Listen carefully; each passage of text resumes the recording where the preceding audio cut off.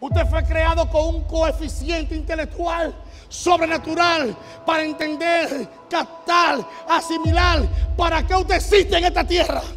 Usted no existe para estar bebiendo. Usted no existe para estar bailando dembow, para estar bailando bachata. Usted no existe para fumar. Usted no existe para tener una discoteca. Usted no existe para fornicar. Usted no existe para adulterar. Usted existe para dejar un legado en la tierra, que su descendencia entienda que usted es una mujer de propósito, un padre de propósito, alguien que...